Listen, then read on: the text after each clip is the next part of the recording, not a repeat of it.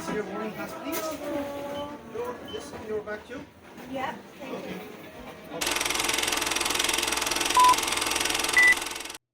Hello mga ka-dreamers! Welcome back to my vlog. Hello everyone! For today's video guys, gusto ko lang i-share sa inyo yung naging experience ko sa pag-layover sa Tokyo Haneda Airport.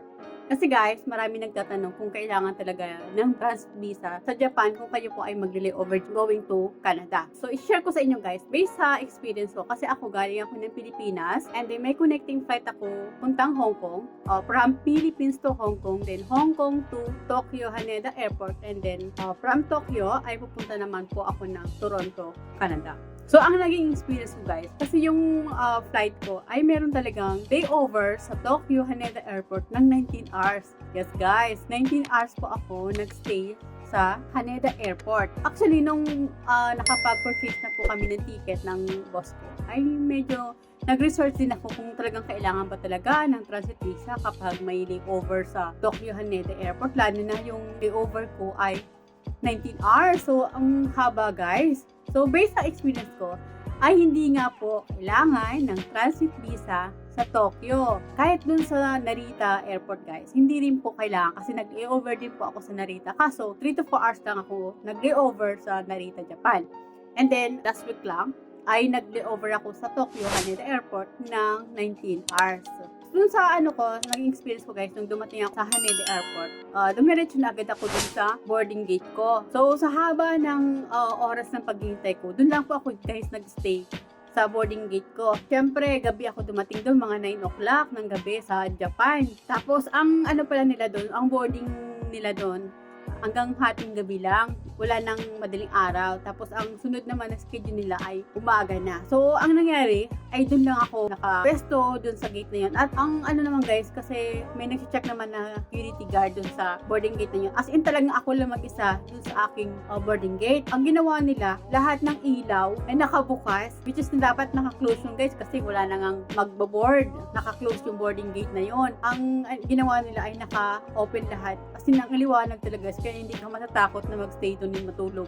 Ako lang talaga mag-isa doon mula nung hating gabi hanggang umaga. Walang nanito sa akin na kailangan lumabas ako, umalis ako doon sa boarding gate, doon ako sa kabilang doon ako sa taas. Kasi yung gate na 144 ay pababa yun. Talagang nanito sa akin. Tapos, nung din ako, nung pumasok ako ng Tokyo Haneda Airport, ay wala naman sa akin nagtanong na saan yung transit visa ko. Wala wala talaga. So, yung mga nag-worry dyan, o yung may mga flight papuntang Haneda, kahit mag-layover po kayo ng matagal, huwag lang po kayong lalagpas ng 24 hours kasi kapag lumagpas na kayo ng 24 hours, ang pagkakalam ko na need nyo na po magkaroon ng transit visa. Sa case ko, kahit 19 hours pero wala pong nanito sa akin, wala din nag-check kung may transit visa. So, hindi naman po siguro kayo hanapan ng transit visa kasi hindi naman nila ma-check yan kung ilang oras yung nyo, layover nyo eh. Doon lang kayo magstay sa boarding gate nyo. So, ako naman kasi, ang nangyari, kapag na-boarding ako doon sa boarding gate na namin, gumagala din na po ako kasi may mga shop din po doon, may mga restaurants din, may coffee shop. So, kung meron kayong Japan money, ay pwede kayong bumili doon ng pagkain kung nagugutom kayo, coffee, meron po doon. Meron din doon mga Japanese souvenir kung gusto niyo po mag-souvenir. So, hindi naman po nakaka-boring mag-stay po sa Tokyo Haneda Airport, Japan. So, yun guys, na-share ko lang sa inyo na hindi nga kailangan ng transit visa sa Japan, Narita man or Haneda Airport, kahit mag-stay kayo ng matagal dyan. Based on my experience, 19 hours ay wala pong naghanap sa akin o nag-check ng transit visa ko. Kahit yung boarding time ko ay hindi rin po. Sinek nila kung ilang oras ako mag-layover sa Tokyo Haneda Airport. So, wag na po kayong mag-alala kung kayo po ay magkakaroon ng layover, magkakaroon kayo ng connecting flight sa Japan, ay wala na po kayo dapat alalahanin kasi nga po wala pong transit visa sa Japan. Basta Filipino passport holder po kayo, ay hindi nyo po kailangan ng transit visa. Ang pagkakaalam ko lang na kailangan nyo ng transit visa kung kayo po ay may connecting flight sa US. So, yan lang po ang kailangan nyo mag-provide ng transit visa kung kayo ay magkakaroon ng connecting flight sa US. The rest naman po ay wala. Na-share ko lang sa inyo guys yung experience ko. Based kasi sa experience ko ay dalawang beses na ako mag-connecting flight sa Japan, dun sa Narita, saka sa Haneda Airport. So, yun guys, na-share ko lang sa inyo yung experience ko para hindi na po kayo mag-alala. Here, together. Mga so. Okay.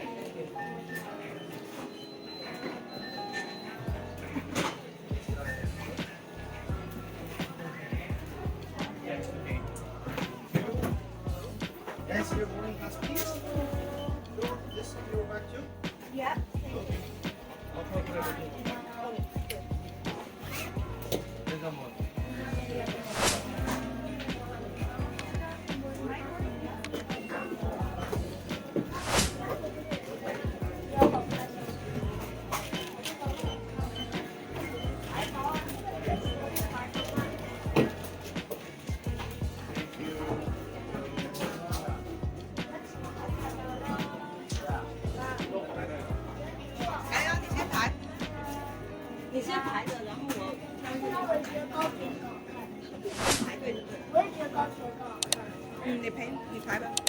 Souvenir. Magnet.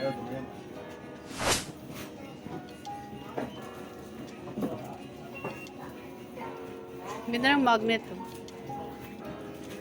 Metal. 500 yen.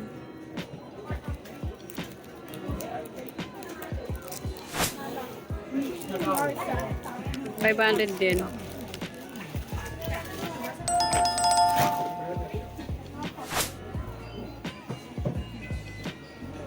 Keychain.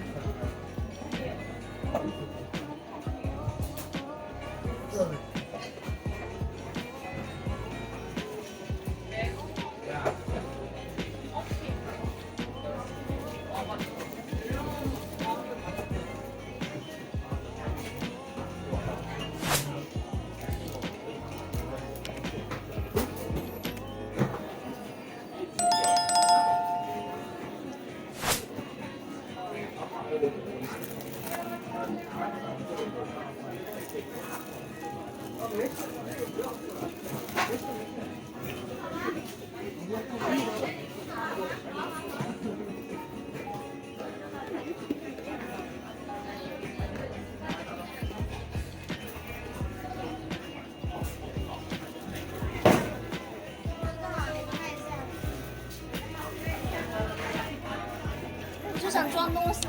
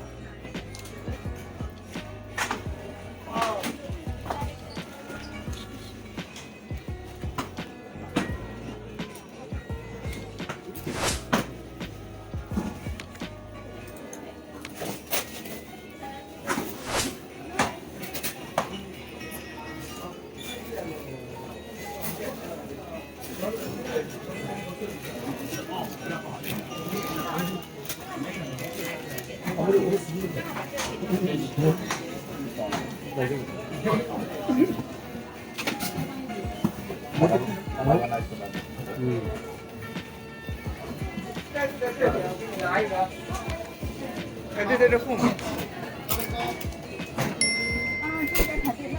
对，在这后面。后面。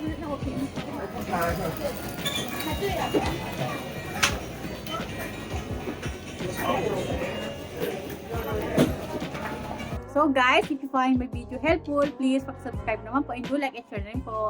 Kung nagustuhan niyo po yung video ko at nakakatulong po sa inyo, please pakiclick naman po yung notification para ma-notify po kayo sa mga bago kong video. So yun lang guys, thank you for watching. Bye! God bless us all.